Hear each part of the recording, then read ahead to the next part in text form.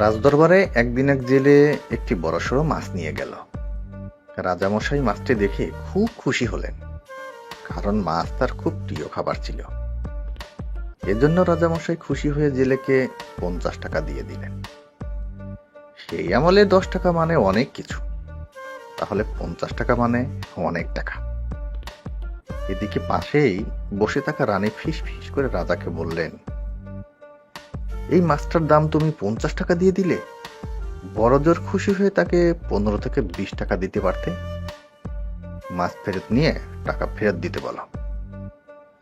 রাজা মশাই বললেন, হে কি বলো রানী, রাজারা যা বলে তা নড়চড় করা অসম্ভব। তাছাড়া এটা তো রাজাদের ইজ্জতের ব্যাপার। রানী বললেন, আমি এমন একটি বুদ্ধি দিচ্ছি যা প্রয়োগ করলে তোমার সম্মানের কোনো হানি হবে না। জেলে মাছটা নিয়ে টাকাও ফেরত দিবে। রাজামশাই বললেন, কি বুদ্ধি? রানী বললেন, জেলেকে ডেকে বলবে, তোমার মাছটা কি পুরুষ না স্ত্রী? যদি জেলে বলে পুরুষ মাছ, তাহলে তুমি বলবে আমার স্ত্রী মাছ লাগবে। আর জেলে যদি বলে মাছ স্ত্রী, তাহলে তুমি বলবে আমার পুরুষ মাছ লাগবে। অতএব জেলে তখন মাছ ফেরত নিতে বাধ্য হবে। রাজা রানীর বুদ্ধিতে খুশি হয়ে জেলেকে ডেকে জিজ্ঞেস করলেন, তোমার মাছটা কোন জাতের, পুরুষ না স্ত্রী? জেলে থতমত হয়ে একটু ভেবে চিনতে বলল, জাহাপানা, আমার মাছটা পুরুষও না স্ত্রীও না, আমার মাছটা হলো হিজড়া। এবার রাজদরবারে হাসির রোল পড়ে গেল।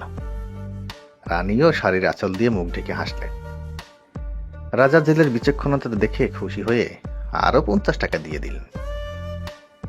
জেলে খুশি হয়ে মোট 100 টাকা পটলায় নিয়ে বের হয়ে যাচ্ছে। রাজমহলের মেইন গেটের সামনে যেতেই পোটলা থেকে 5 টাকা মাটিতে পড়ে গেল। জেলে তা তুলে চুমু খাচ্ছে, কপালে লাগাচ্ছে। এদিকে রানী তা দেখে রাগে ফোঁস করছে। রানী বললেন, জাহাপানা, এই জেলে এত লোভী কেন? 10 টাকা থেকে মাত্র 5 টাকা পড়ে গেছে। জেলের তা সহ্য হচ্ছে না। জাহাপানা, আপনি তাকে শাস্তি দেন। রাজাও ভাবলেন, ঠিকই তো, মাত্র 5 টাকা পড়ে গেছে। গেট দিয়ে কত গরিব মানুষ আসা যাওয়া করে, তারা না হয় কুড়িয়ে নিত। রাজামশাই জেলেকে ডেকে বললেন, এই লোভী জেলে, তোমার এত লোভ কেন? এত টাকা দিয়েছি তোমায়, মাত্র 5 টাকার লোভ সামলাতে পারলে না? তা তুলে তুমি খাচ্ছ, তোমার কঠিন শাস্তি দেওয়া হবে। জেলে বলল, জাহাপানা, আমি কিন্তু লোভের কারণে ওই টাকা তুলে চুমু খাইনি। টাকার গায়ে আমার রাজামশাই ও রানীমার নাম লেখা আছে, তাই ভাবলাম টাকাটা মাটিতে পড়ে থাকলে হয়তো অন্য কোনো মানুষ পা দিয়ে পিষবে, আর আমার রাজা ও রানীমার ইজ্জতের হানি হবে। তাই আমি টাকাটা তুলে চুমে খেলাম এবং কপালে ঠেকিয়ে সালাম করলাম। এবার রাজামশাই আরো খুশি হয়ে জেলেকে আরো 100 টাকা দিলেন। সর্বমোট 200 টাকা দিয়ে জেলেকে বিদায় করলেন।